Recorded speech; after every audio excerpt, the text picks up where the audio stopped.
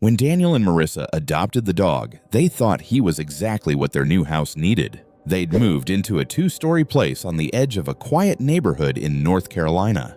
It wasn't rural, but it backed up to a stretch of trees thick enough to block out the houses behind them. The property had been sitting on the market for a while, which worked in their favor. They were newly married, expecting their first child, and excited about finally having a yard. The dog was a 3-year-old German Shepherd mix named Ranger. The shelter described him as alert, protective, and very vocal. At first, that sounded perfect.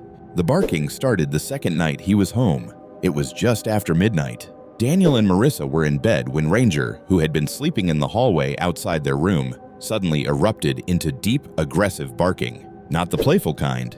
It was frantic and guttural. Daniel assumed he needed to go outside. He opened the bedroom door and found Ranger standing stiffly at the end of the hallway, facing the small linen closet near the stairs. The closet door was shut. Ranger wasn't moving. He was staring at it. "Ranger!" Daniel whispered sharply. The dog didn't look away. His ears were pinned forward, teeth slightly bared, low growls rumbling between barks. Daniel walked down the hall, half annoyed, half confused. He opened the closet door. Inside were towels, spare sheets, a vacuum, and a small ceiling hatch leading to the attic.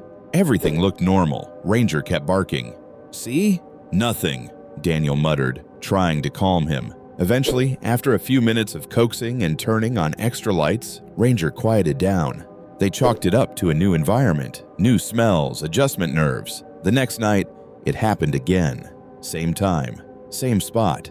This time, the barking started as a low growl before exploding into full-on aggression. Daniel opened the door faster, irritated now. He even stepped inside the closet, pushing aside the hanging coats. Nothing. Except this time, Ranger wouldn't step near it. He stayed planted in the hallway, claws digging into the hardwood floor, as if the threshold itself was dangerous. Marissa stood behind Daniel, arms wrapped around herself. "Maybe there's something in the attic," she said quietly.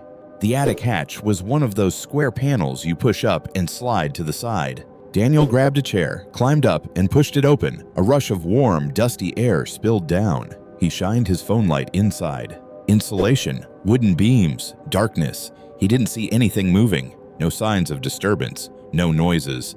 They closed everything up again. On the third night, the barking started earlier, 11:17 p.m.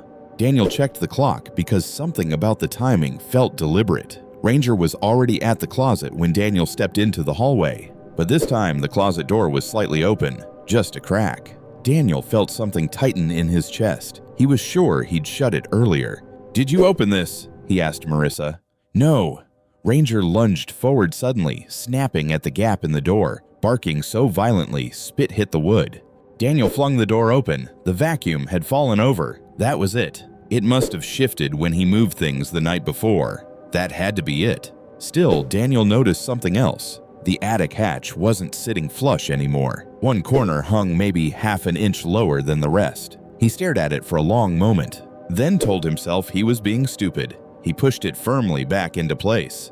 That night, neither of them slept well. The following afternoon, Marissa was home alone when Ranger started growling again. Not barking, growling, low and constant. She was in the kitchen when she heard his nails clicking quickly against the floor.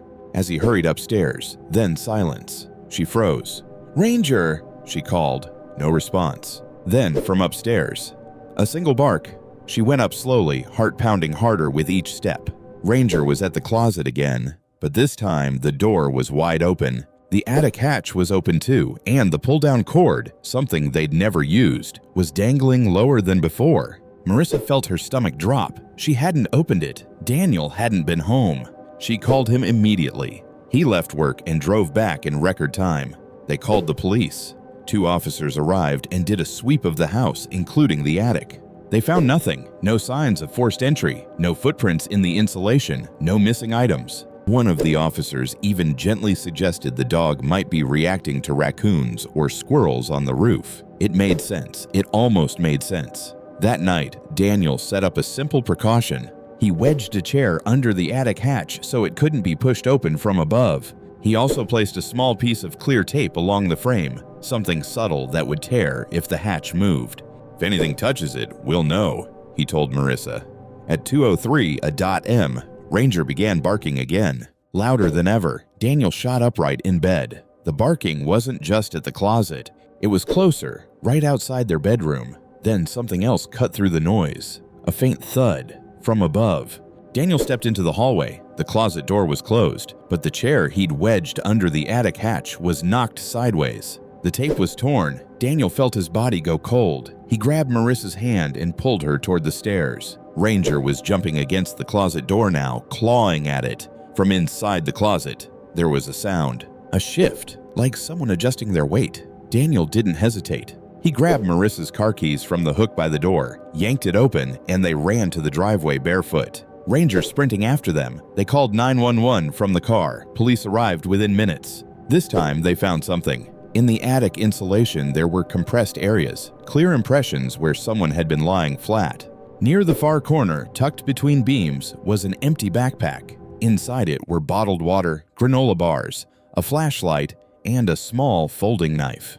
There was also something else. A stack of printed photographs. Photos of Daniel mowing the lawn, Marissa bringing in groceries, Ranger in the backyard, all taken from behind the tree line beyond their fence. The back door showed no forced entry, but the officers eventually discovered a small basement window near ground level. Its latch had been carefully loosened, not broken, just enough to slide open quietly. Whoever had been inside knew what they were doing. They had likely been coming and going for days, maybe weeks, living above them, listening, watching, waiting. The police canvassed the area but never caught anyone. Daniel and Marissa didn't stay another night in that house. Later, when detectives reviewed nearby security footage from neighbors' cameras, they found something chilling. 2 nights before the first barking incident, a man had been recorded walking along the tree line behind their property. He stopped directly behind their house and stood there for almost 10 minutes, just staring. If they hadn't adopted Ranger when they did, there's no telling how long that man would have stayed in the attic, or what he would have done once he decided to come down from it. The closet door had been the only barrier between them and someone silently living inches above their heads. And the only reason they ever found out was because the dog wouldn't stop barking at it.